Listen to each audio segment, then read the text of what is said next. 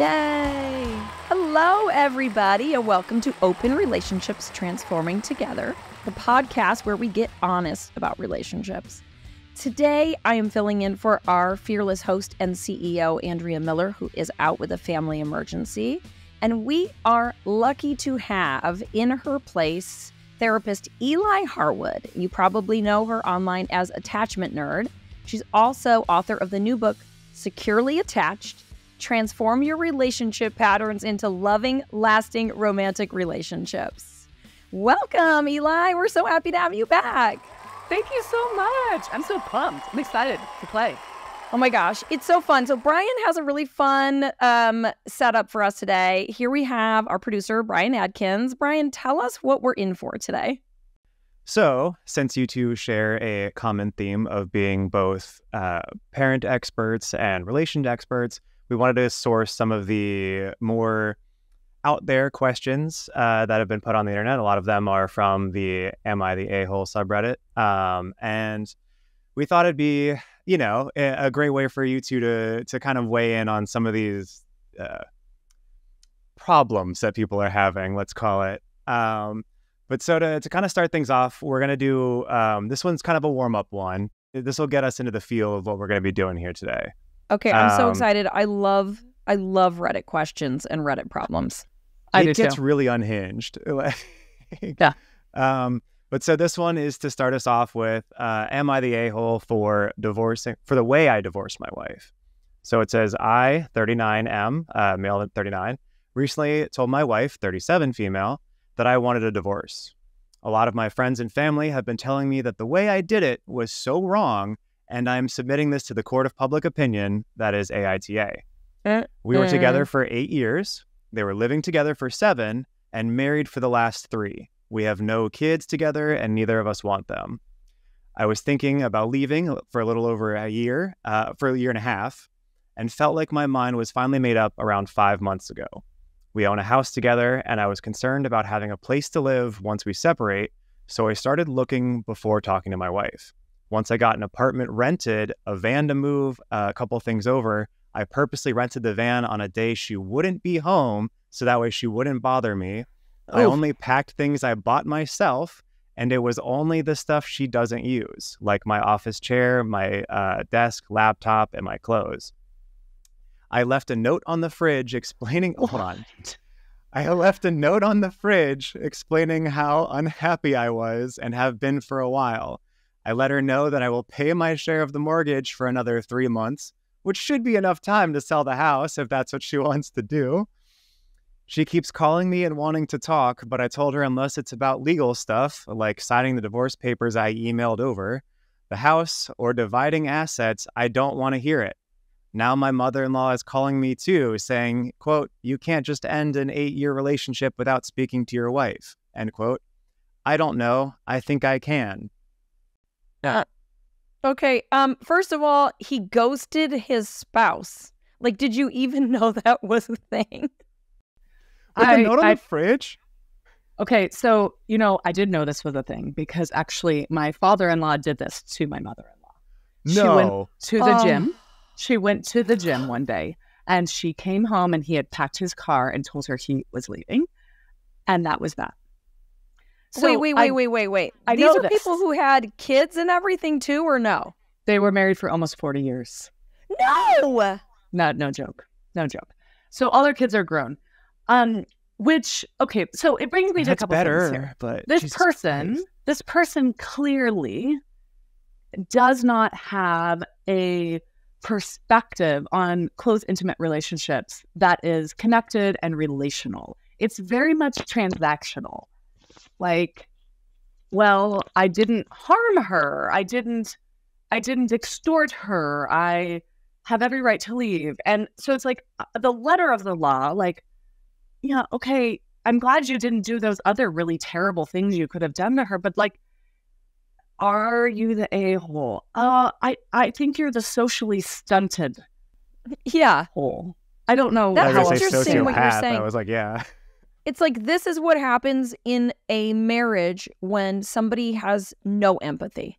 That he's following the rules instead of following what's right for people. Right. right? Yeah. It's like that's what's missing. Okay, so you may not be a criminal. No, you're not. And do you have a right to leave a marriage? You do. But yes, you also chose to enter into a very serious social contract with somebody else. And there could have been kindness in that ending. And I guess my question is, why did you have to leave like that? You're acting like, well, I didn't do any harm and it wasn't, like she should be okay with this. But my sense is because you didn't want to have to face the grief you were causing. and 100%. And that to me is not kind. Like I guess the one element I'll give this guy some credit for is he was clear. I think a lot of people do a lot of dragging their spouses through the mud and through the emotional process of acting like they're maybe going to leave. But that's also a scenario that's happened in my family where someone acted like there was still a chance and there really never was. Right. And so that's not kind either. Sitting around discussing the maybe when you've already decided there's no maybe, that's not kind. So I give him the kindness of clarity. He was very clear. Eli, what do you think of this? This dude has someone else on the side. Because yeah. Does he? I really think he does, because he's got a backup plan. Like my feeling is he also doesn't want to face her because she'll get that out of him and then he is the jerk. So maybe he's compartmentalized this other person that he wants to be with instead in this little place. And he's like, no, I just don't love her anymore. And yet I couldn't face her or let her ask me any questions. Right. I find it sus, as the kids say, sus. Well, and here would be my question. So if I was to be generous, if I was going to give the most generous interpretation, which I'd be confused about because you're on Am I an A-hole? Just tell the whole story. Right. My question would be, was there some form of an emotional toxicity in that dynamic from her to him that led him to feeling like the only way to flee was to flee completely and without the possibility of getting manipulated? Because I do see this often in relationships where there's abuse, is that someone does have to flee quickly and without any opportunity for discussion, because the moment they enter into that gray area, the person who is very unwell will find ways to kind of suck them back in, manipulate them, hurt them more, etc. So I can kind of understand that. But why wouldn't he said that? That's why what I wouldn't was he be going on to say. This to me sounds like a dude who is trying to like rationalize it and be kind of like cool about it. But in reality, like he's like being a coward. He ran away from like the very thing that he's causing, right? Like, like to at least, face to face it, but like he's doing the kind of thing where it's like, you can't do this. Oh, I think I can. Like he's trying to play it kind of cool. And it's like, no, like if there was that kind of, emotional abuse or something like that, I feel like he would have said it because I would get people on his side. Like, right. And the whole point of posting in this forum is to get people on your side. Yeah. And that's the other thing is like, this is his best version. This is his like dressed up, I'm not that bad version. Like, imagine what her version is. But I like what you're saying, and this is something we don't talk about enough, is there is the potential that she was somehow abusive or controlling, and we don't talk enough about the fact that men and boys can be in that situation. Yes. And also, we have a way that we teach men to lock down their feelings, and they can't see themselves as victims. So we will just make room for the fact that it's possible that a man somewhere, maybe not this man, could be in denial about the fact that he was abused, could be in denial about the fact that he is fleeing for a reason, while still thinking we have a feeling this guy's just an a-hole. Totally. I mean, just really developmentally delayed. I don't know. I feel pretty. I'm like, I always feel bad calling anyone an a-hole. So I know, you're going to see that with me the whole time. I'm going to always be like, what if I'm wrong? That's today's episode. So yeah. But I'm the same way. Right. I'm always like my kids will tell me a story about like, oh, and then this jerk did this, and I'll be like, I feel like his parents did not hug him enough, and I feel bad for him. And my kids will be like, Mom, but maybe he was never taught. We're going to move to this is going to be the first real question now that we've got ourselves all warmed up from the fridge note guy. Okay. This one I think would be great for you, Joanna. You should read this one. Okay. So This is, am I the a-hole for not picking up my daughter from a party after she broke my rules? And I already have an opinion, but I guess I should read it first. New Year's Eve aftermath here. My 16-year-old daughter was allowed to go to a New Year's Eve party by herself for the first time. We clearly defined the rules beforehand. No drinking, only stay at the house we agreed on, and be home by 2. Okay. I thought my daughter should be grown up enough to handle these rules, but apparently I was mistaken. At 1:30 a.m., she called me to tell me that her friends wanted to go to another party, and she joined them. Now, said friends had vanished. She was at a house party where she felt unsafe and wanted me to pick her up. She was at quite a remote place. In no way would she have been home at 2. Also, she was clearly intoxicated. I believe in consequences, so I refused. Told her that this will be a learning experience. It will be.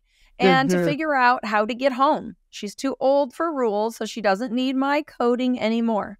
I think that means coddling. She tried to argue, but I just ended the call and went to bed. Next morning, I woke up to several aggressive, threatening messages from my ex-wife. Oh, this is a dad who had apparently agreed to pick her up instead, which went against the custody agreement. Daughter, my eyes are sweating. Feelings. Daughter is staying with her and refusing to leave, also against the custody agreement. I don't believe there was any real danger and just had to show her that rules exist for a reason. My ex-wife, her mother, seems to think different. Am I the a-hole? I added her mother in that. That's not the OP's words. I just wanted to be clear. Right. Eli, what do you think? Oh my God. Okay. So, as a parent, first of all, one of our jobs is to understand the stage of development that our children are in. And he has very, very little understanding of what a 16-year-old is and isn't capable of. And has a control mindset. The mindset is, if you do what I tell you to do, then I will reward you relationally. If you don't do what I tell you to do, I will punish you relationally. And I'm sad for the girl who was absolutely in danger. I think it's interesting. There was no danger. Oh, really? Have we not done any research on what can happen to intoxicated young girls in settings where they know no one? Okay, so there.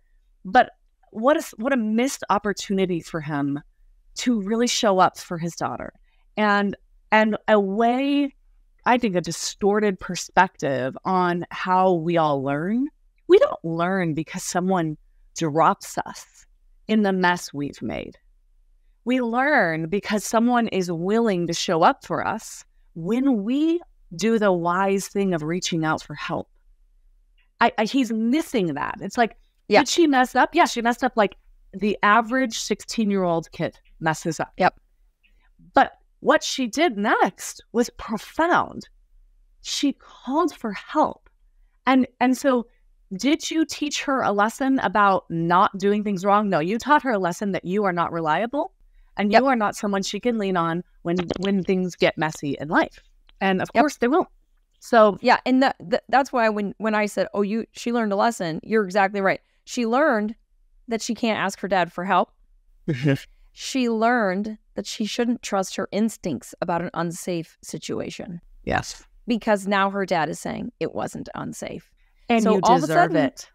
Yeah. It wasn't unsafe and you deserve it. This is your consequence. Yep. Yep. And I just have to, on behalf of mothers everywhere, I would like to thank this 16-year-old's mother for being there for her child, because in that night, and Eli is the attachment nerd, so to speak, in that night, that girl learned that she cannot be securely attached to that dad. Am I correct or incorrect? Absolutely correct. I mean, the key indicators when we look in attachment research are, what do we do in moments of distress and tender need? And being intoxicated at 1:30 in the morning as a 16-year-old in a house where you don't know anyone is both of those things to the max. And what she did was secure, actually. She took a secure action. She reached for his support. Yes. And he rejected her reach. Yep. In a pivotal moment. I mean, that's a tide turning moment. And obviously we can see the tide turns. She no longer wants to be at his house at all. That's that's a rupture that will take some serious repair that unfortunately this dad does not have the insight to do. I mean, he doesn't at this point. And I'll tell you, he keeps saying violating the custody agreement. I guarantee you put that story in front of that family court judge. Yes. And the family court judge is going to go, sir, why did you not help your 16-year-old daughter when she was in trouble? Yes. That's going to be the first question. I mean, yes. Sorry. Yep. He's created a situation that he's going to have to live with, talk about consequences. And I cannot see how this will be forgiven. And just to be clear, you know, in that situation, and Eli, you're the therapist, you know, but for me as a parent, I'm going to run by you what I think I would do, and you can tell me whether this feels right or wrong to you. I feel like I would pick them up and I would say, thank you for calling me. I am so glad you did, because I'm always here to help. And then I would say, we do need to talk about consequences because there will be some. And then the next day, I would sit down and be like, listen, I gave you a little bit extra rope last night, and I can't give you that much in the future for a little while because I don't know how to trust you in that situation. Let's talk about what would be fair and safe next time. Does that feel right, or how would you tweak that? Well, you know, I don't even think you have to use the consequences in that way. I think you can use it more. I think you can collaborate. Teenagers are so ready to learn, and they want to do things right? They mess up in part because their social dynamics are very insecure, but they want to learn. And so, I mean, I think they get in the car and saying exactly what you said all the way up until the end. And then in the next morning, it's simply, hey, let's check in. What happens? What did that feel like? You help them explore and come to some of their own conclusions. And what you're looking for is, are they reflecting on this? Now, if they aren't reflecting, I think that's the point at which you say, hey, I'm concerned. That felt scary to me. I felt scared. And here's some of the things I felt scared about. And I kind of hear you being flippant about it. And so as a result, I'm going to need us to do a little more discussing, or I'm going to need to hear some more like genuine reflection from you before I'm going to feel comfortable with saying yes to you going to spaces where I don't know anybody. Like, we're going to just need to, but it's less like there's going to have to be consequences, because that feels like punishment to a kid. Because it's like, I'm going to make sure that there's enough something. And I see consequences as different than boundaries. So a boundary is, I'm going to do something different. I'm going to do something different because that's what I need to do to take care of myself in this situation. And a consequence is an imposed consequences. I'm going to try and do something that creates suffering so that you won't do it again. It's really just a punishment. Yeah. And I feel like maybe that collaboration with them is something like, I want you to know that when you're out till 2 a.m, especially now that I know that there's this, whatever the thing was, why did you go with your friends when you knew you were supposed to stay at Bob's house? And then you ended up at this random party in the woods. So if she's like, oh my gosh, well, listen, whenever I say anything, so-and-so talks over me, or they're always like, you know, you're such a puss or whatever it is. And it's like, at that point, it's like, okay, the problem is she's feeling like she can't use her voice. And it's like, you're right. I love what you said, because all of a sudden now we have an opportunity to address the real problem, which is she's not using her voice when Bob is being, you know, overwhelming or something, right? Exactly. Or feeling hyper responsible to meet other people's needs. You know, I see that with a lot of young girls where it's like they feel like it's their job to do whatever other people want, you know, because they want them to be happy. They want their friends to have a good time, whatever. Anyway, yes, but it's like, we want to be our children's safest teachers. Right? It's not permissive if you say, it's only permissive if you say nothing, or you go, when I was a kid, I did that too. Ha ha ha, no big deal. Okay, well, now that's a problem because we really haven't addressed it. It was a big deal. Right? We've all ended up in the middle of the woods at a party with a random dude, and all of our friends left us. It's like, did we though? If we did and we haven't processed, I didn't either. I was very cautious. But I think what we want our children to do is to process and learn and grow. And we want them to continue to have an open line of communication with us. And if I think someone might take things away from me as a way to teach me, I don't know that I feel real comfortable communicating openly anymore. And so, yes, again, there might be a boundary. Hey, you were drinking and driving, and so that's my rule. You can't drive my car. Yeah, for car's at done. least, well, yeah, car's done for this amount of time, and this is what it would look like to get this. These are the steps it would take in order to earn that privilege back. Here's what that would be. Yeah. It's not because I'm punishing you. It's because this is my boundary. I don't feel good about that. Which is kind of leading into this next one. So I'm real curious. There's some strong boundary setting in the next one. Well, Okay, this I'm one's so for you to pumped. read, Eli. Okay. Am I the a-hole for telling my daughter-in-law she is never welcome at my home again? Well, I don't know. It depends on what she did. Let's listen. I, 44-year-old female, have a 23-year-old biological son as well as 3 foster children, 2 boys, 9 and 17, and 1 girl, 12. I've been a foster parent since my son was 4. I'm a social worker as well. He has gone through life understanding the system and the horrors these kids face. I mean, yes. The 3 that I have right now, I am planning to adopt. I love them as my own. The last 2 Christmases, I have not had my biological son, Tyler, at home. He has spent them with his girlfriend and wife now of 8 months. Family. That didn't make sense. Oh well. I have always respected it. She is much less independent than Tyler, and her family suffered the loss of a grandfather, so they wanted her there for the holidays.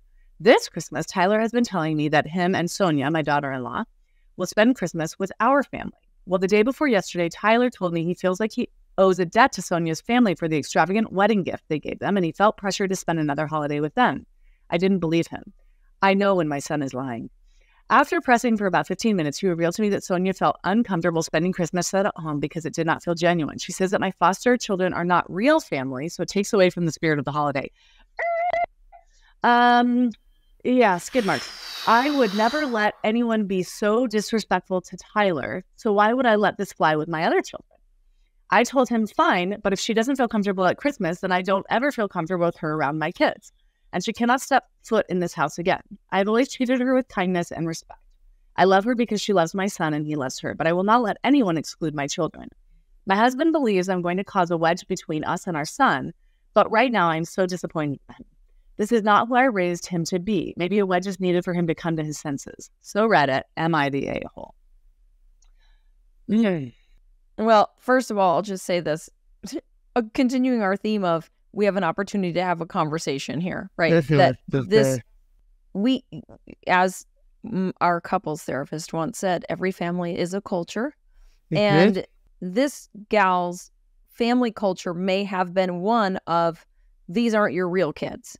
Right. And she may need to be, have the door opened to understanding this differently by this mother-in-law rather than having a door shut.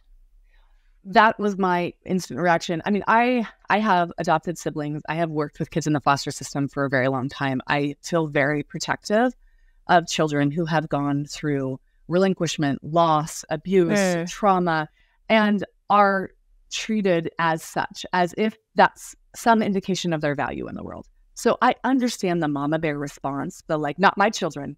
Not on my lawn. This is not happening in my house, right? I get it.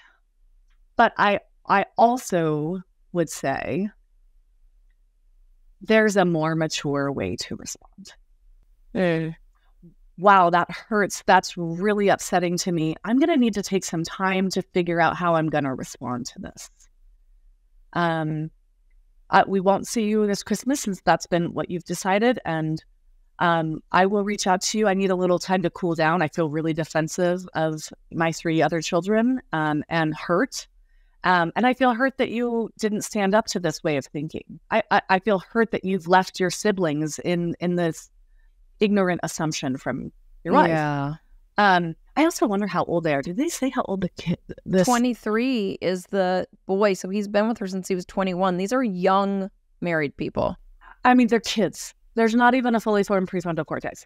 So, I mean, and I'd wonder about her education level. I'd wonder about her story and all of that. Like, what's happened in her world this week? So, if I understand the protective mama bear response, but I think there's a missed opportunity. I mean, I feel like the moment that our therapist said that every family is a culture, it blew my mind because at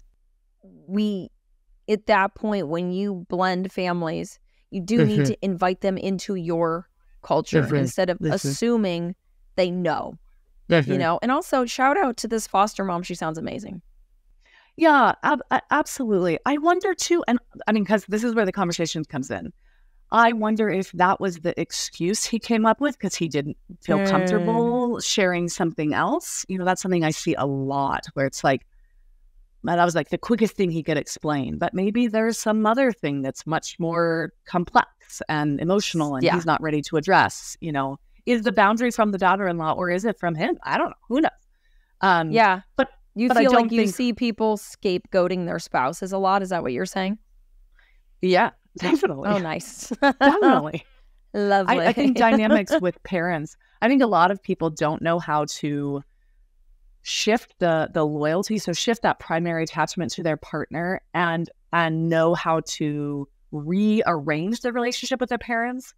And a lot of parents don't allow themselves to be rearranged in their role. They take it very personally that there is someone else in that primary attachment role. And so then it gets to be kind of this confusing, messy dynamic where they're like, I can't please anybody. And so they're sort of telling one person this, telling the other person that, and trying to keep the peace instead of really wrestling with some major transitions and changes.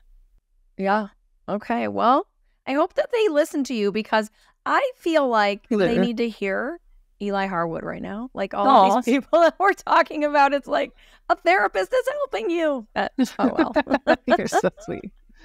It's part of why I can't call them an a-hole too. I just feel like if I met everyone, because here's what I've found over the years. Every time I hear something about someone that I think, oh man, that sounds terrible.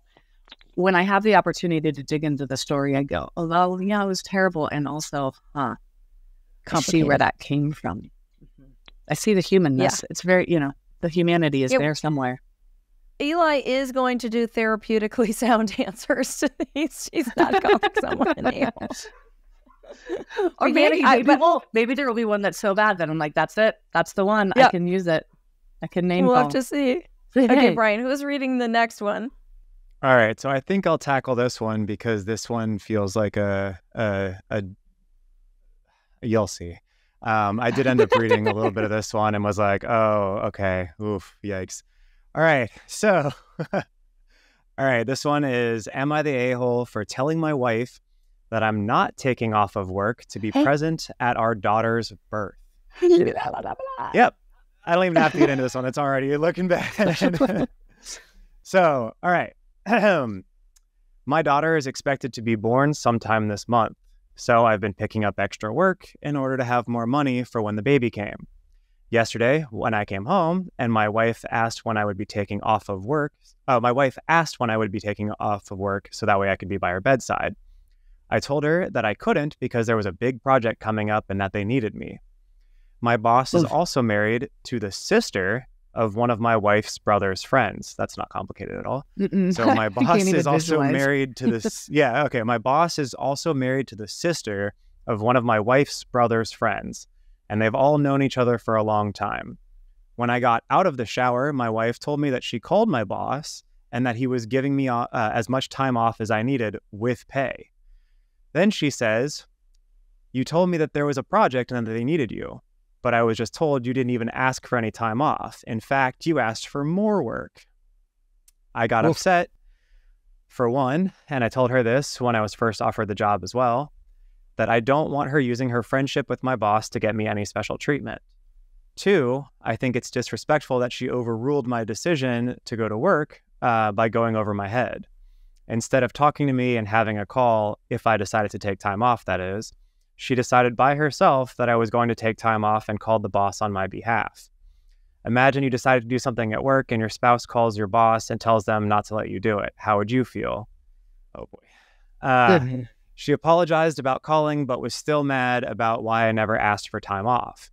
I explained to her that I wanted to work for extra money to have after the birth, and plus the baby wouldn't even remember me being there or not.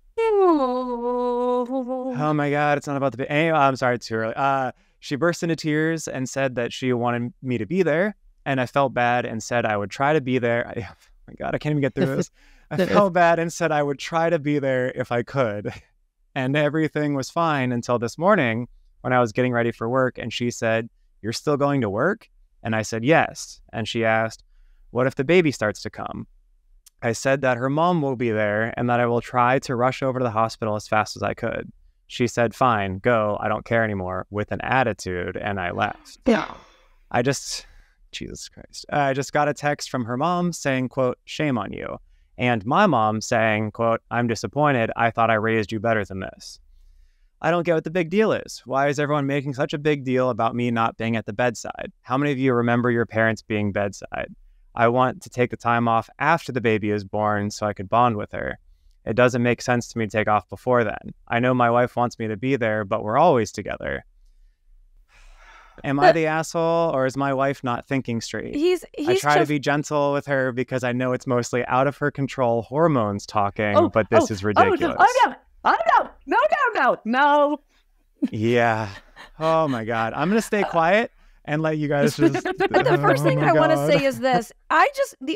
There's only one way in which I'm on his side here, and that's that I think he could go to work until she goes into labor. I'm okay with that. My husband was working when I went into labor, and then he left work. So he could be there. Right, but like that, but he's clearly not intending that. He's not, like, there's no mention of that. Like, I think, like, she obviously can tell he's not invested in being a part of this unbelievable, important, and also scary and frightening and overwhelming moment in her life, in his life, and in their life, right? Including this child. And again, there's some social deficit here. I'm just thinking, like, even as he writes this, like, how is he not processing this? I think, like, my role is to just make some money. That's what I'm going to do. I'm going to make some money for the baby. No, it's her hormones. Don't you see? It's her girl hormone. So, like, to be very clear, since we all see it, the reason we're upset is because she needs him there. Yes. And maybe the baby won't remember. But what if the baby doesn't live? What if the baby, there's just so many things there that, I don't know. He sounds, again, I would want more time. What's going on here? Did you not want to become a father? Did you want a baby? Did you want to be in this relationship? What are all the circumstances surrounding this? Did you have, I would put a strong guess that you had an extremely disconnected relationship with your own father. Your idea of the role of a father feels very sterile, right? It's removed. What all is playing out here? I could, like, feel this pregnant mama, like the tear, I just want to wrap my arms around her. Yeah. Was the right move for her to call his boss? She was desperate. I think she was feeling gaslit, and she was trying to figure out. I feel like it was an investigative call. It wasn't like, I'm going to call and tell on you to your boss. It was more like, what is this? I think she was doing that type of questioning. What is this? Why aren't you? What's this about? Wanting to be at your child's birth. Plus, she can smell the bullshit too, because, like, she knows the boss. She's friends with, like, she's in the circle and knows that that's not the type of thing that guy would do. Right. Knowing that he's got kids himself and stuff, she's like, no, like, that doesn't sound like John or whoever. Like John's would be cool about this. It doesn't seem like you've actually told him the things that you're telling me you've told him. And then when she calls, because they do have a rapport, and he's like, oh, I'm going to give you time off plus pay. Don't even add, like, you know what I mean? You're good. Then she's like, I knew it. Like, she's feeling crazy almost, but like, no, there's no way John would be like. So, okay. So because I can't call people a-holes, because I keep trying, I keep thinking, is this the one? And I just can't do it. But what I would say is there's one really interesting piece in the writing, which is when he says, I'm not the kind of person who would basically be, like, taking advantage of other people or, like, wanting a handout. What was the exact quote? Played it. But that was sort of like where'd that come from? And so that I thought was interesting. Is like, maybe there's some insecurity there around did he get this job through her? And so he doesn't feel like he's really earned it. Is he still trying to earn the job? What does it say? Okay. He said, for one, and I told her this when I was first offered the job as well, that I don't want her using her friendship with my boss to get me any special treatment. I think you're right. I think he's feeling insecure about, like, how he got the job, maybe. Yep.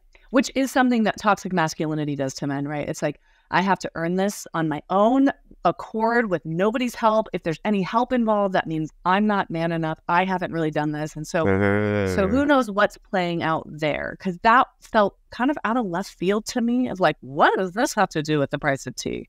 Like, what's happening? Yeah, good call. I also think with this we should sound the alarm here.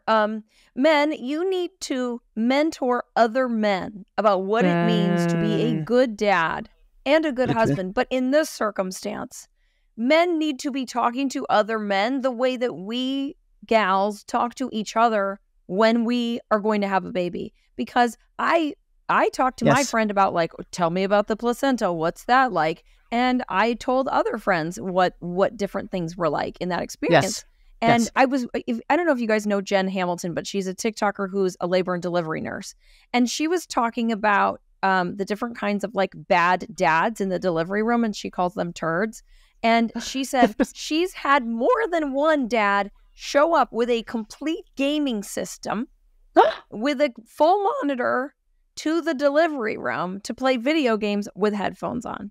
Okay. No. She's like, and there's other ones that try and bully the nurses, that try and that tell their partner that they're being weak, that they are like, I could do this. This is no big deal. Why aren't you?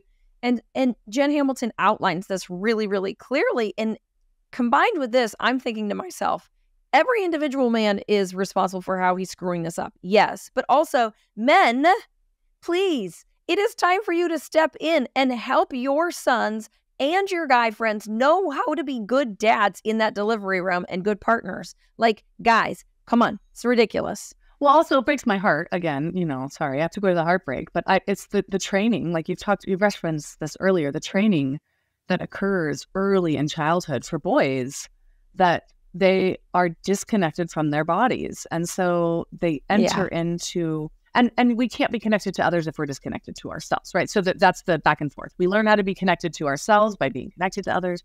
But this emotional connection being severed so young leads to these things, And maybe inside, like Eli, you were saying, maybe inside what's happening is, I am so effing scared that something is going to happen to my wife and my baby. I can't be there. And then maybe because of what we have done to boys in our society, he can't say, it's not about work. I am so scared. Because in reality, when men are in touch with that feeling, it's terrifying to go into a delivery room because your whole world is in one room and literally potentially in danger. I mean, I almost died in my second childbirth, so I lost 3 liters of blood. And my husband had to sit there while my twins were delivered, watching me bleed out on the table as they tried to figure out how to, right? I didn't die, so that's the beautiful good news. And there were lots of reasons for it that were complex and are not like a typical experience, so I don't want anyone thinking, oh my gosh, that's going to be me. But yeah, it's a terrifying space. Childbirth is vulnerable for men. Yes. There is the opportunity for a type of loss that changes your life forever. And so I love that you brought that insight because, again, who's the person behind the a-hole? Who is this person? Yes. I love this question. Brian, let me ask you a question, Brian. What would stop, and I think we've talked before on the show, Brian is not currently planning on having kids in the future, but what do you think would stop a guy, like let's say your friend Jim is got a pregnant female partner and they're going to have a baby, and what would stop other guys from telling Jim, hey, by the way, here's my tips for the delivery room, and here's what you need to know when they give the baby the such and such test, and here's what stops guys from doing that? I'm like super curious. To be honest, a lot of dudes just don't ask. Like, you don't ask for help. Like, you just don't. Like you just kind of do it, and you go like, well, everyone else does it. I gotta do it, and then or it's kind of like an after, like, oh, how was the delivery? Like, whoa, that was crazy. Yeah, right. Like, why didn't you tell me? Well, you never asked. Like, you know what I mean? Like, dudes don't really communicate at all. I know it's such a weird sentence, but like, someone has to. We talk about this on the show. Like, go first. You know what I mean? Mm-hmm. And like, it's I don't scary. know. A lot of times. And we also go like, oh, I'll be able to handle it. I'll be able to do it or whatever. And then you go in realizing you're not prepared at all. So like, would it be offensive in guy culture if that guy was like, Jim, I've got some tips for you, if Jim did not ask? I think the fear could be there. I think for something like that, it's kind of like understood that this is kind of a very unique circumstance in that, like, even if you have a lot of kids, it would still only be like a thing that happened, 5 times in your whole life? Like, it's still very small. So I don't think that there would be like the same type of like someone like playing pool or something. Someone comes, oh, let me tell you what you're doing wrong here. You know what I mean? But I do feel like men do give women advice about this. So I would bet like a guy wouldn't be like, hey, Jimbo, let me talk to you about when your baby's born. But he might be like, I hope you're not planning on getting that epidural, if he's one of those guys. Like, yeah. But don't you think, okay, tell me, this is just my own opinion after my years of clinical work and research on attachment, is that I think that there is automatically in a male-to-male interaction a threat energy there. The threat energy is, if I'm real, if I'm vulnerable, if I ask you a question, or even if I give you advice, maybe if I give you advice, that somehow I could be at risk of being humiliated by you. That there's this potential humiliation in the room at every moment of male-to-male interaction. And so when you said someone has to go first, like as women, it's like, who gets to go first? Like, do you want to talk about you, or I can talk about me? Like, because there's such a sense that like I will be caught. And that's not true for all women everywhere in all female circles, but I would say that's like more of the sentiment of like, if I bring vulnerability here, if I am honest, if I ask for help, like it will cultivate more connection and more bonding. But I think for men, it's like either this is going to create connection or bonding, potentially, maybe, I'm not sure. Someone told me that one time, or like I am going to be the butt of a joke. I am going to be looked down on. Like the humiliation threat is always there. Yeah, I always say that like dude conversation is like, it's like fishing. Like you're always testing the waters. Like you rarely ever jump in right away. Like unless it's something like obvious that like, because that's the thing. It's like, it's hard to kind of gauge because there's a dividing line between people who are so close to you that they're like in the familial level where you can just kind of say whatever, do whatever, it doesn't matter. But generally speaking, in all like social interactions with dudes, there are like this level of always testing what's happening, right? Like testing the aggression levels, testing like, is everyone on your side? Or like people like, is this guy actually out to get me? Or is he just like, are we having a good time here? Like there is this kind of level of like, and that's where hypervigilance. It's like hypervigilance. Yes, that's the thing. It's like there are so many like micro interactions that happen like between dudes that are just like purely on like glances and body like language. That like there are times where it was like I'll turn to my girlfriend like, that was weird. That dude just like really tried to like come, and she's like, I have no idea what you're talking about. It's like this whole thing just happened that like, but you know what it is. Because it's unconscious. It's monkey brain. Like it's very old school monkey brain stuff. And that's where it feels like even in a conversation, like even if it is with your close friends, you go like, okay, I'm going to test the waters by like throwing out something that's kind of vulnerable to see if anyone's even like down to go down this rabbit hole. And if it's not, and someone starts to bring up football or whatever, we just get out. So we are afraid of jumping in on the conversation. That's like the canary in the mine, right? You're like putting it in. And like as soon as a joke comes up or something surfacey comes up, you're like, whoop, not in this mine. You know, my husband and I talk a lot about this when we go to like a social gathering. And we'll come home, we'll be in the car, and I'll be like downloading, what I learned about where everyone's at. And he's like, I don't understand how you accumulated that amount of information in 2 hours. And I'm like, well, what did you guys talk about? And like, literally, it's like a fraction of the information is coming out. But what you're saying, and it's what I'm saying too, is because you're navigating threat and danger, relational threat and danger that whole time. And so you're not getting to that goodness of community. And this is why I refuse to shut my son off of his emotions, because I want him to know the bounty of connection that is possible in the world, that he does not have to barrier himself. And I see this with him and his friends. There's a shift. There's definitely a shift. I think mainly mothers are making a shift in how they are engaging their sons, but also some fathers. And there's kind of a new generation. So I'm hopeful for that, but also it breaks my heart for all of y'all in our age bracket, because I just think, oh man, I want that for you to just be genuinely, authentically known without having to edit and take guard in all of those interactions. Isn't that interesting? It's like that hypervigilance. Like Brian is walking into every room with a hypervigilance, and I think we do too. But we're all being hypervigilant of the men in the room.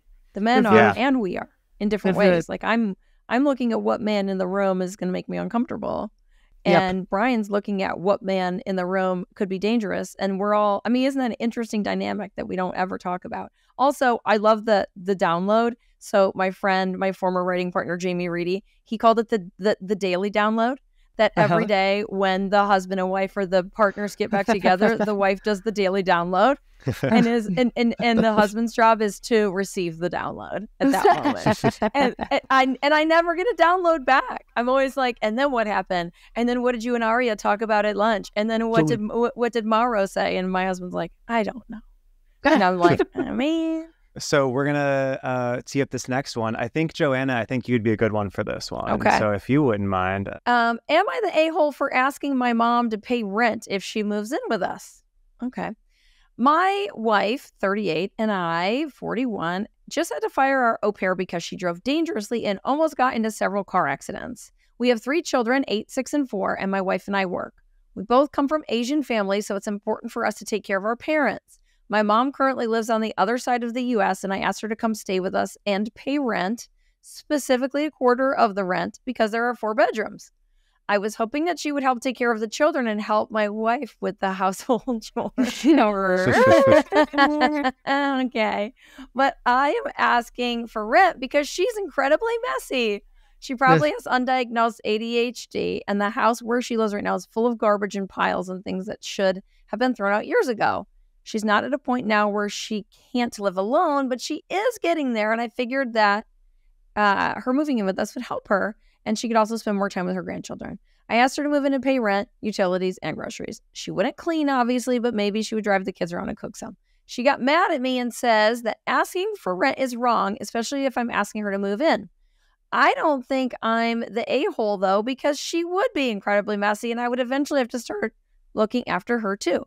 I feel incredibly indebted to my mom for all she's done for me in my life, but I feel like my wife and children don't have this same level of respect yet, and paying rent would justify her being there. I'm really concerned about my mom's cognitive ability, and my other 2 siblings aren't in situations where they can take care of her, but they still think I'm the a-hole for wanting rent.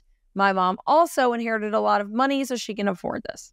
Oh, okay, Eli, I imagine this person is in your office. What would you say? Well, okay, so I'll go with like piques my interest. One thing that really piqued my interest was at the end, I think he was highlighting there. He likes this idea more than his wife and children do, is what I sensed. You know, I feel like my wife and children don't have the same level of respect yet, and paying rent would justify her being here. So I'm imagining the background conversation of him being like, what if we just bring my mom here? And his wife being like, no.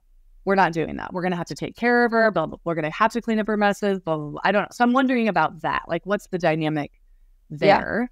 By the way, let me interject. My mom lives with me. And I think that's why Brian gave me that question. So to be clear, my mom and my stepdad used to live with us for just 3 months in the winter when it was bad in Michigan. And then they ended up buying into our property so they could live here half the year. So we'd pay down our mortgage, et cetera, et cetera, et cetera. But my mom does pay utilities. And now that she's a widow, it's good for her to be around us. But we do have her pay for part of the utilities. But that was her idea. Would I make her do it? Probably not. You know, I think one of the things that keeps coming up as a theme in all of these questions are people having rigidity in their communication around boundaries. And there's being the absence of nuance and putting relationship first. And I think sometimes people get lost and they think if I put relationship first, that means I can't put myself in at all, right? It's either what they need or it's what I need. And so there's this like, And, Yeah. what would it have been like to just say, hey, come and let's sort of see how it feels, and we can kind of discuss the different pieces of what's happening. Hey, mom, the way that you move around, this kind of the way you relate to things, it feels really overwhelming and stressful for us. Would you mind paying for a cleaner twice a week? Yeah. To take care of that mess? Or, hey, we're really tight on finances. We're going to need your help.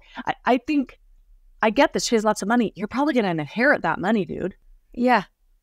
The thing that's also a theme between this one and the sibling one is it's like people are little puppet masters, and they're behind the scenes thinking they can do a thing to resolve a problem that hasn't actually become a problem yet, or resolve a problem that's always been a problem without but hasn't been addressing the problem. Yeah. And so they're like pulling people's strings. Yeah. Like, if she pays rent, my wife won't be resentful of the fact that she's a real mess. And it's like you're trying to pull strings and make people do things when you could just have the conversation. Or accept the dynamic, and I think we have a lot of interesting stuff around like generational relationships. So I am also going to have my mom live on my property. Like, we're going to build an accessory dwelling unit. She's going to move in hopefully in like the next 4 or 5 years, but like that's our plan. And I see that as an honor. Like, and she wants to be there before my kids are gone to get that time, and I want her to be there because I want to be there when that weird memory lapse happens. I want to be there. I want to be the one that takes her to the hospital, that takes her to the doctor. I want that. Will it create labor for me? Yes, it will. But it's meaningful labor. And I don't know. So there is avoidance in this. I can hear, I don't get a full a-hole vibe on this guy. I don't. But there is a lack of attunement to the relational aspects in this situation. Yeah. I'll tell you, the one thing about having had my parents here, and we have lost my stepdad, and he was instrumental in raising us, so we were really close to him, is that my boys, who are my oldest kids, the relationship that they had with both my parents, but especially my stepdad, was so amazing. And he would, like every Tuesday when I was working late, he would take them out to this one place for pizza, and then he would indulge them and buy them candy on Tuesdays because I didn't let them have candy during the week. And they had this routine, and he taught them how to change a tire, for instance. And then when my son's friend got a flat tire, they're like, Isaac knows how to change a tire. Let's do this. So there went Isaac to change a tire because Pop taught him. And that is a gift. And I hope that, probably this person's not going to hear our advice, but I hope other people can see that there's such a gift to kids to have a multi-generational home. Yes. And there's that exchange you can't replicate it. It's not something you can monetarily assign meaning to. Yeah. And I always feel like, I hear all of my clients in my heart and my head for the rest of my life. And not every intergenerational situation is healthy. So, if your mother is a raging narcissist who will shame and humiliate you and your children in every interaction, I'm so sorry to hear that, but she's not a good candidate for moving into your house. So I don't want anyone to think like, oh, this is supposed to be a thing everyone does. No, I think there's obviously lots of context and specificity. I am extremely excited about the headline of this next one. And I don't think that Brian should read this. So Eli. Yeah. Am I the a-hole for wearing a bikini even though my sister just had a baby? Okay. Okay. Basically the title. I'm a 26-year-old female on a family vacation. Parents, sister Rachel, 30, her son, 1, her husband, Adam, 31, and my husband and our daughter, 2. We are by the sea, and yesterday was the first time we'd be going to a beach club. My sister asked me not to wear a bikini or anything revealing because she said both she and Adam are not feeling the best about her postpartum body, and she really didn't want to bring the topic up. Okay. I said I was sorry she feels that way, but I wasn't going to spend a day roasting under an umbrella, unable to swim or enjoy myself. Here, girl. Here. I said tons of women would be in bikinis, so I didn't see why I made a difference. We went to the beach, and Rachel was a wreck all day and refused to come with us to the beach today. My parents are now saying I'm the a-hole for not just wearing a cover-up that you can still swim in, and that if I keep wearing swimwear, it's going to ruin the trip. Edit. Read Adam and the body thing. Yes, you read it right. Rachel didn't elaborate, but I presume Adam has made some kind of comment because several times during and after Rachel's pregnancy, he asked me about my postpartum diet workout regimen. Lord have mercy. I was vague about it, but did end up telling him I'd had surgery and various non-invasive treatments, and that diet and exercise is not the deciding factor. He stopped asking. Okay. My brain is short-circuiting because I hate Adam so much, and I'm not a therapist like Eli is, so I can say that. I hate Adam. I hate him. Okay, Adam might be the a-hole for me. I think he might be. He might get it. I can't see around it. Like I don't maybe there's cultural religious things. I don't know. Maybe that's as far as I can go with not, but okay. So no, you are not the a-hole, my dear. You are allowed to wear whatever you want to wear. And your body is not an offense to anybody else. And the notion that your body could be brought into conversation by your brother-in-law as a topic is icky. It's icky in him asking you how your postpartum, what did you do to look so great? That's icky on multiple planes. And the position he put your sister in, that she has to be thinking about him, thinking about your body. Icky. And then for there to be any attempt at policing your body and for your parents to participate in that, icky. Especially, girl, you had your baby, you did your things, you feel good, you want to swim, have some fun, enjoy your body. Not okay. And I'm heartbroken for you because clearly this is a system that is deeply disoriented around what a woman's body is and who it belongs to. Yeah. It's really, really sad. And it does, the parents going along with it is a tell about why the sister accepts this from her husband, right? Yes. Because as a parent, you should be like, I'm sorry, no offense to your husband, but I feel like that was hurtful of your husband, and your sister has every right to wear what she's going to wear. And the parents should be, since the parents are in this situation and inserting themselves anyway, that feels like that would have been the better choice on their part. I will say this about bodies. I have so much compassion. Some people would be like, Rachel needs to get over her body insecurity. I have, and I know you probably do too, Eli. I have so much compassion also for her sister being heartbroken over her body. Yeah. And it's not just her husband that's causing it. It is your first baby especially. It is a wild experience to be like, oh my gosh, my body can change so much and it may never go back. And there's no other time when it happens like that over not just 9 months, but like that day that baby's born, you have a different body. It feels different. It looks different. And it's often not the same. So I have so much compassion for her. And I have a friend, and actually, oddly, her name is Rachel, who is legitimately a supermodel. And we would go to the beach, and I remember being like, well, thank God we're going to go boogie boarding because I need to wear a wetsuit and zip it up all the way. And I had a couple of years where it was like, if my Rachel was coming to the beach with us, it was like, which cover up am I wearing? How am I going to get an excuse to wear the wetsuit? All of that. And then I had this revelation. I was like, Rachel doesn't feel that way. She doesn't I know how she feels about her body and being a model. I know how hard she works on it. She doesn't look at me like my body's less than hers because she's a good person. Good. And that's all within me. And I was able to try and think about what I wanted to create in the world and wear my actual body out, wear it into the world and let people see it this is a body that's had 2 or 3 children. So one of my Instagram posts that's been getting a lot of traction lately, I say, the opposite of body hatred isn't believing you are beautiful. It's believing that your presence is more valuable than your appearance. So what breaks my heart in this story is that Adam doesn't see his wife, that he doesn't understand the power of a woman who has reproduced.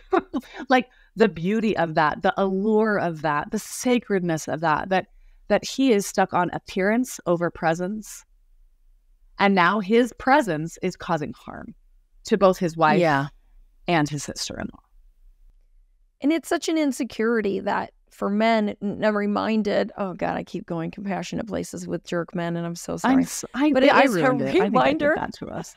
No, like it is a reminder that men need to resist the temptation to feel like their value is represented by how stereotypically hot their partners wife are. is. Yes. Yep. This is where the men need to get tougher. But you know what? I would argue it's not about toughness. It's still the opposite. It's get tender. It's get down into those tender buckles. It's get under to those places where you were 8 years old and someone made fun of you for being chubby. And now you are determined to never be chubby, and nor can your wife be. Like, get tender. What is this that dehumanized you? Where is it? And how can you come to a place of kindness towards your body and therefore all bodies? Well, and they need to be strong to do that. So, like, if I have to speak in male talk, I'll just say, you're exactly right. And it takes a certain amount of mental toughness and strength to get there. So I completely agree with you. I love that because the most courageous thing that men do in therapy is bawl their eyes out. That takes way more balls, way more guts than sitting in therapy and being shut down. It's the crying. I watched that terror. I watched that scanning. Like, can I? How will I be perceived? What will happen next? And that's what's scary. And that's why that's strong. I'm with you. It takes toughness to be tender as a man. Totally. Okay. Brian, are you reading this one? So this one, my HDMI cord got knocked out by my dog. I'm cameraless at the moment. So I'm actually going to let you finish up this one here, Joanna. You can tackle the final question here. And this is a doozy. This one actually got deleted. So this is one that we recovered from a deleted thread because this one is a little wild. Hold on. I'm going to lean in. Am I the a-hole for taking in my sister and her kids but refusing to house her rude, overweight, and jobless husband? Before I read this, let's just say nothing wrong with different body types, okay? We're not even going to indulge that shaming. Okay, so here's the story. My little sister, who's 32, recently came to me, age 34, in tears over the fact that her and her family are going to be evicted and have nowhere to go. Her family consists of 3 little girls under 10, and let's call her husband D. He's 35. D and my sister met online when she was 20. He used pictures of another guy when they met. He was about 350 pounds. He is a world-class manipulator and told my sister that his appearance shouldn't matter, and he love-bombed her. They got married a year later where he was late to the wedding and has generally been very disrespectful to our family, my sister included. Through their marriage, he is now at least 650 pounds and mainly bedbound. He doesn't work, and my sister does. She has to pay for a babysitter to come while she's at work, and he's home playing video games because he doesn't like to spend too much time with the kids. Okay. They're his kids? Me and him never have gotten along, but at my sister's last baby shower when she was 6 months along and still working, he was making comments on gross stuff like, I'm going to tell them to do a husband stitch this time. Okay. I know.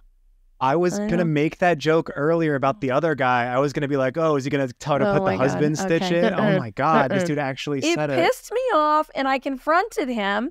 He just backed down, but he knows I'm not a fan of him. His parents were at the party and were disgusted as well. He's a lazy bum who verbally abuses my sister and their kids. My sister's thought of leaving him once or twice, and I've offered to pay for an attorney. That's the backstory. The guy eats out 2 to 3 times a day, which is why they are behind on bills. He's just a slob. He has no job and tried to make it as a streamer for a year, but no one can listen to him. He's just insufferable and belches and farts all the time. He's a grown man that acts like a 13-year-old. I had Thanksgiving at my house last year and watched him spit on my living room carpet. Yikes. Also, during Thanksgiving prayer, he farted and laughed loudly. He's just gross. I'm not sorry. He also mistreats my nieces. He snaps at them like dogs since he's too lazy to get up, demands water and ice, and berates them if they forget the ice. The girl was 4 and just started crying, and he told her to get over it. He's not a good guy. The girls do not like to be near him, which is fine because he prefers to be miserable by himself. I have the room for their family. I have my own house with 3 extra bedrooms. I told her that I would take her and the kids in, but not D. I am not going to pay for him to disrespect my house and my sister in my house. My sister went and told D this, and he called me screaming, calling me all sorts of names, saying I was breaking up a family. I told him to be a man and he can figure it out while at least knowing his wife and kids are taken care of. He hung up. My sister's begging me to let him come with. I've told her no. Am I the a-hole? Edit. Our parents are dead. The kids have nowhere else to go. I will be taking in their kids no matter what, and I'm happy to do so.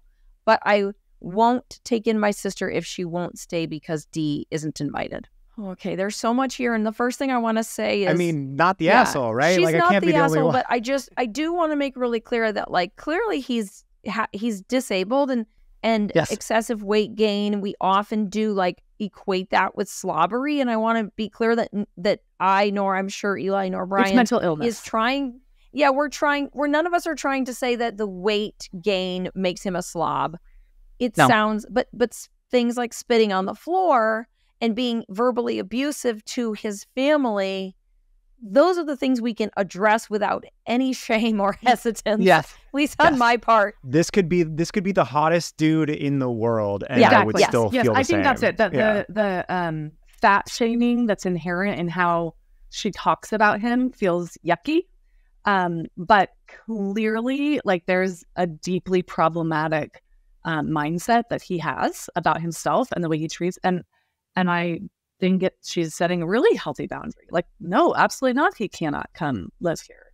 I hope he gets help. I hope he, does what he needs to do. But no, he can't come here. Yeah. But that have you ever read? Oh goodness gracious! I hate when my brain does this. It had it. Yes, Shrill, Lindy West. Oh yeah, yes, she's amazing. It's so good. I like. If anyone is listening to this and thinking, well, I don't know, I am grossed out by bodies that are of a larger size or whatever, go buy this book right now. First of all, she's going to make you laugh your ass off. She's hilarious. But also just help you consider the experience of someone who is in a body that is larger size. I'm trying to figure out how I say this in a way that's dignified, right? I don't want to be walking on eggshells at all. Virgie Tovar also writes beautiful content, Substack and book. Virgie Tovar wrote this beautiful parenting book about talking to kids about weight that I love too. And there are ways. Roxane Gay does this. Oh yeah, but I have. I mean, being at 650 pounds, there is some profound trauma in this person's background, as well as some vulnerability and mental illness. That is all very separate from the abusive attitude that he holds. The abusive attitude is I should get what I want, when I want it, how I want it.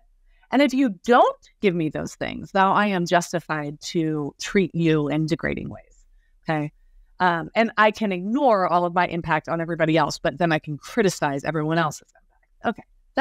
That is a whole separate thing that I do believe he's culpable for.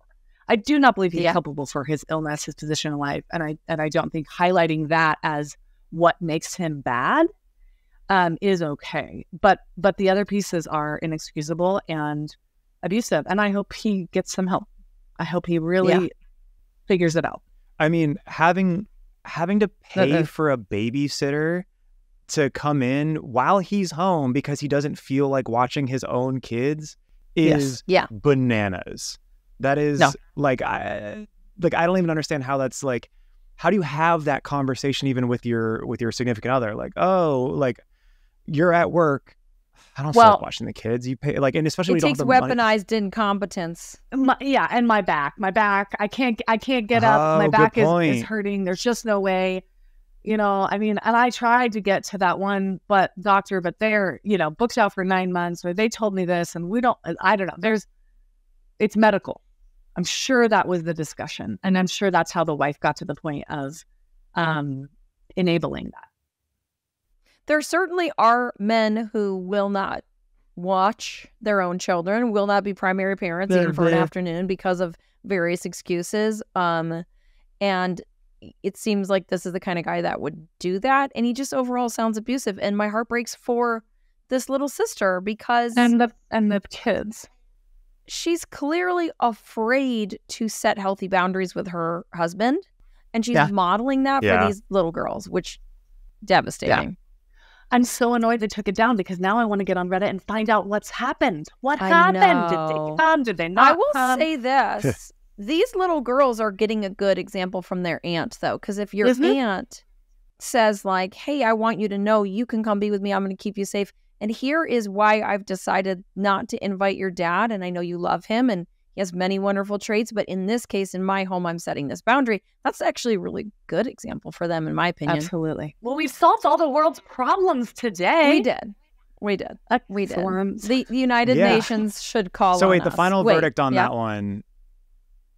The final verdict on that one, not the asshole, right? Not. That was the say what we healthy decided on. boundaries, but also maybe she may be able to learn a little bit about not fat shaming, but beyond that, we agree. Her house, her boundaries.